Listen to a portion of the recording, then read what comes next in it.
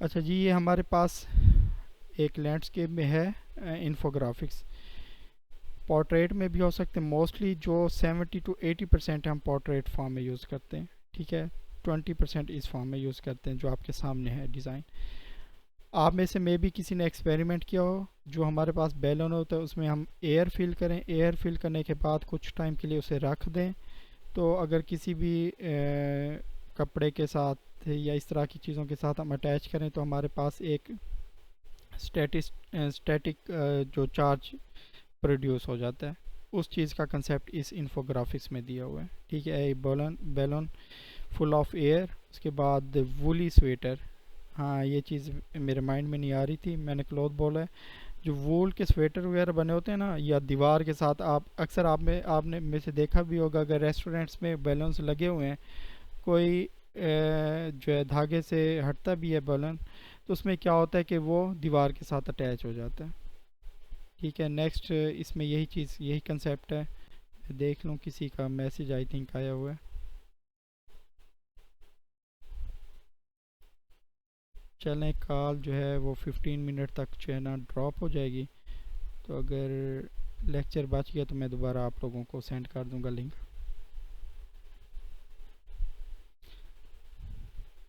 अब ये portrait form में है हमारे पास इन्फोग्राफिक्स। फर्स्ट वन है जो हमारे पास हेल्थ केयर का है, प्रोफेशनल्स एट यूर सर्विसेज। अब आप देख रहे होंगे पिछले इन्फोग्राफिक में भी हमने शेप भी ऐड की है। वो स्वेटर का अगर जो है ना हमारे पास वो हुआ है, जिक्र हुआ है क्लोथिंग फॉर्म में, वो भी किया है। वॉल हमने बताया, वो भी किया है।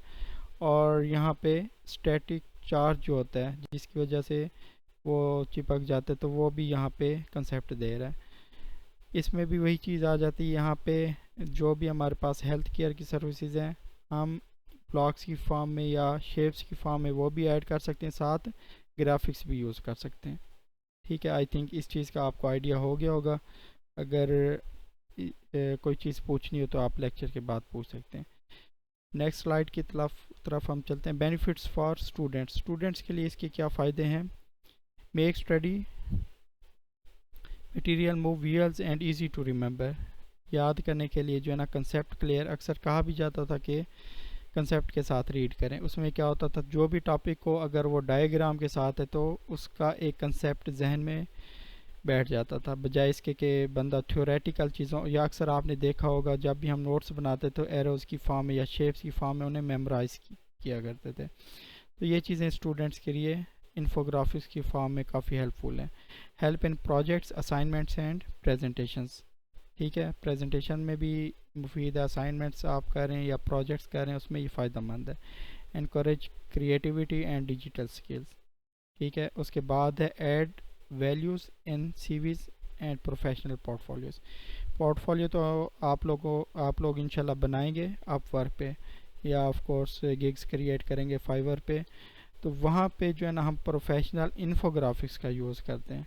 ठीक है, मैं कोशिश करूँगा एक लेक्चर प्योर टोटली जो है अपवर्क और फाइवर पे रखूँ, वहाँ पे मैं गिग्स आपको दिखाऊँ, आपको पोर्टफोलियो दिखाऊँ, ताकि आपको पता हो कि आपने अपने प्रोजेक्ट किस वे में बनाने हैं ताकि वो यूजेबल हों। नेक्स्ट है हमारे पास समरी। अगर हम इसे समराइज़ करें कि क्या है, हमारे पास इन्फोग्राफिक्स विजुअल स्टोरी टेलिंग है। ठीक है, तो इसमें हमारे पास ग्राफिक्स भी आ जाता है और इंफॉर्मेशन या डाटा भी आ सकता है। डाटा वर्डिंग की फॉर्म में भी हो सकता है और स्टैटिस्टिकल भी हो सकता है। नेक्स्ट हमारे पास की एलिमेंट्स, सिंप्लिसिटी, क्लैरिटी, डिज़ाइन और accuracy. Useful in education, business and media. ये चीज़ हम डिस्कस कर चुके हैं। Anyone can create with the free tool like Canva.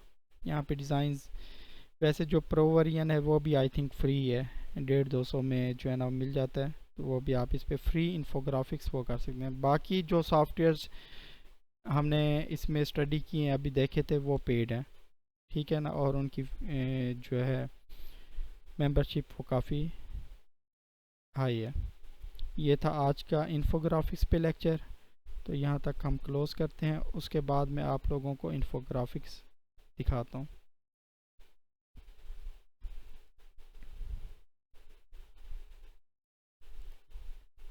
हम आ जाते हैं कैनवा पे अगेन। कैनवा पे आने के बाद आप लोग टेम्पलेट्स में आने के बाद सर्च करेंगे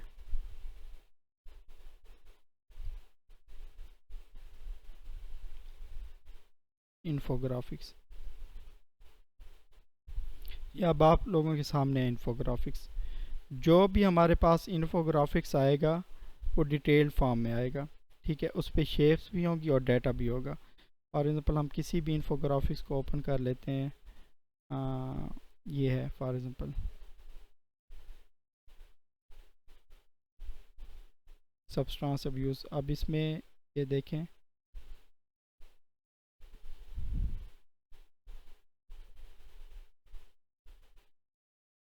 ये देखें जो चीज़ मैं देखना चाह रहा हूँ, जहाँ पे यूएल फॉर्म में ग्राफिक्स भी हों। अब ये है सोशल मीडिया डाटा इन्फोग्राफिक्स। इसे हम ओपन करते हैं।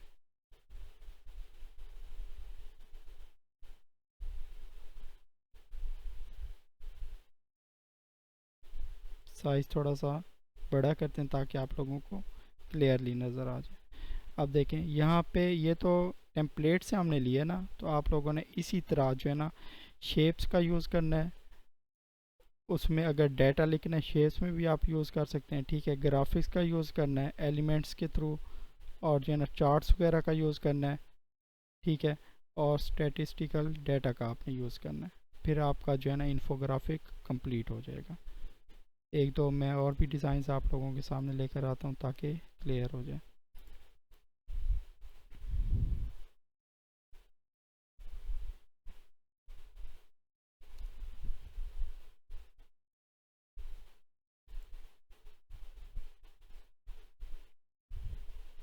चलें इस फर्स्ट वाले को ओपन कर लेते हैं।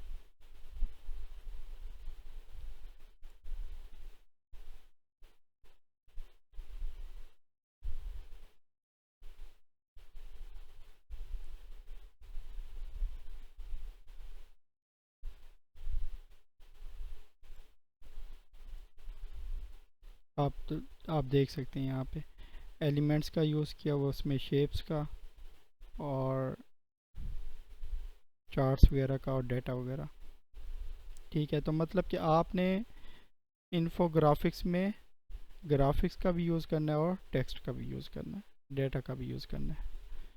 तो यहाँ तक आज का हमारा लेक्चर कंप्लीट है। कोई क्वेश्चन हो तो आप लोग पूछ सकते हैं। उसके बाद अगर लिंक एक्सपायर हो जाता है तो मैं दोबारा आपको रिक्वेस्ट करूँगा, क्योंकि एक स्टूडेंट ने पूछा है उसके बारे में पिक्सेल्स वगैरह के, वो मैं बता दूँगा।